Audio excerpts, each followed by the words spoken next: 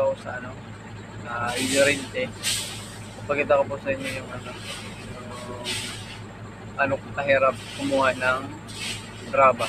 Paano sila nabubuhay dito. Yan. Yun yung kahirap po. Papakita ko sa inyo yung kahirap po pa. Malapit pa ako dito. Dito lang ako baka